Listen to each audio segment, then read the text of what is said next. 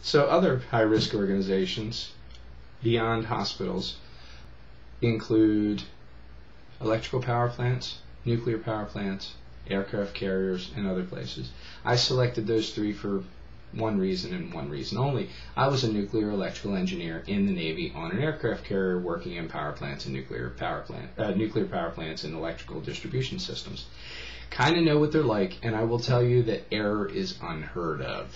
It's so rare, it's unheard of. And I will also tell you that the theory behind why it's unheard of is because it's utterly unacceptable. The system is designed so that error doesn't happen. Oh, by the way, I checked and made sure that the previous lecture had sound, and it does, so I'm kind of happy. Anyway, so in high-risk organizations, there is this overlapping coverage of all kinds of areas where error could take place. They have redundancies. They have these very flexible hierarchies where the person who knows the most is the person in charge during a failure or a cataclysm or some kind of an error, not necessarily the person who's really the boss, which is kind of cool. There is full disclosure. If you made a mistake, you disclose it, you talk about it, you make it obvious that you made the mistake, kind of like what Illinois does at their university hospital. Shortcuts are unacceptable, never, ever, ever tolerated under any circumstance. And emergencies, even when they happen, which is rare, they're practiced over and over and over again so that there are no surprises in the emergency, even in things you could never imagine happening. And I'll give you an example of one of those things that no one can imagine happening, but did, and it happened to me. I made what could have been an error that could have led to one of the Navy's worst disasters. I am personally the guy who did it. I was on board the USS Dwight D. Eisenhower. I was in the rudder control room down in the very back of the ship on the 5th deck, just above the rudders, and we were in a very unusual situation at the time. I was on my 3rd watch. I had never stood rudder control watch, but 2 times before that, I was under instruction. The person that was supposed to be instructing me said that I was doing fine, didn't need any more instruction, left me on the rudder control watch by myself. There are 3 people that stand rudder control watch. There is a steersman who goes back and forth between the port and starboard rudder. There is a mechanic, a machinist mate, who goes back and forth between the port and starboard rudder, and there is the electrician, me, who goes back and forth between the port and starboard rudder. There is never a time where either rudder is completely unmanned. There's always at least one person and usually 2 there. The machinist mate and the electrician are never on the same side at the same time, and the steersman switches back and forth. And we're on a 30-minute switch schedule. Now here's the unusual part. When I stood this 3rd watch, we were on an underway replenishment. An underway replenishment is where this 1,100 foot long, 255 foot wide, 100,000 ton aircraft carrier is 15 feet away from a 600 foot long, 40,000 ton, 160 foot wide replenishment ship. We're connected by cables and wires. We're running side by side, anywhere from 12 to 15 feet apart at 8 knots, which is about 10 miles per hour. And I'm on rudder control. I had never heard any of the alarms before. I had never had a failure down there before, and I had never practiced a failure down there before. I was supposed to go through my first failure practice on my 4th watch with my chief next, I think it was like 2 days later.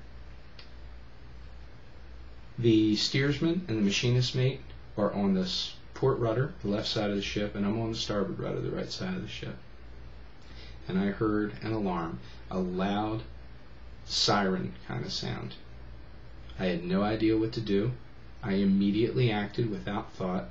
Did I mention that I was 18? Actually, Yeah, I was 18 years old. I had just turned 19, actually. The first thing I did was the first thing I could think of. I took control of the rudder, away from the helm, up on the top of the ship.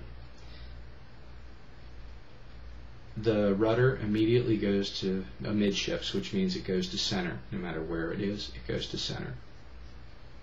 The next sound I heard was the Claxton horn. That Claxton horn indicated that we were going to general quarters. Bong, bong, bong. And I heard, all hands man your battle stations, general quarters, emergency breakaway, emergency breakaway. Everyone hold tight and man your battle stations. And then I felt this 100,000-ton ship felt like it was going to lay down on its side as it went away from the other ship, which was doing the exact same thing.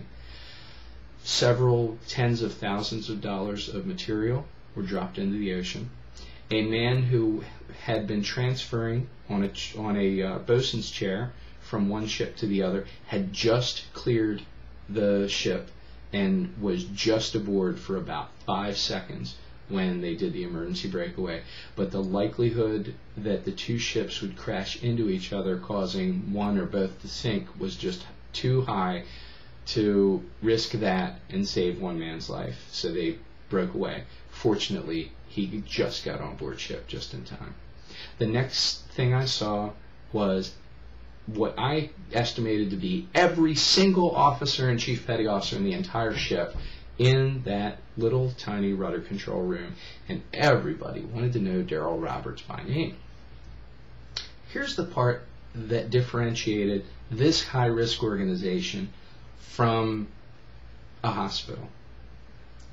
They didn't want to know what I did wrong. They wanted to know what happened.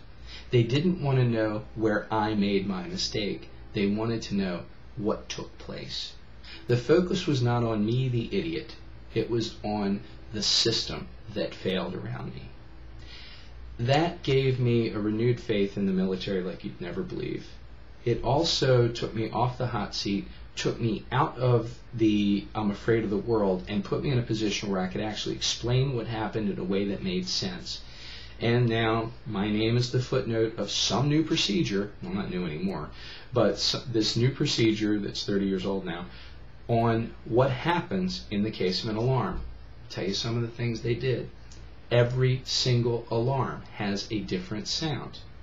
They practice the alarms with every new person on day 1, not day 4. No one gets to do a watch by him or herself, well, it was all himself at the time, without having been under instruction for 10 watches with someone senior, signed off and tested before he can ever stand that watch alone.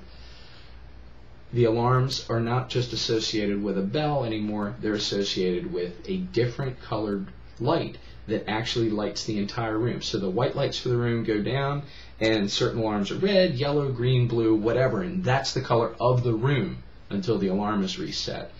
There is a gel in front of that light that shows the name of the alarm and a listing of what you ought to do next.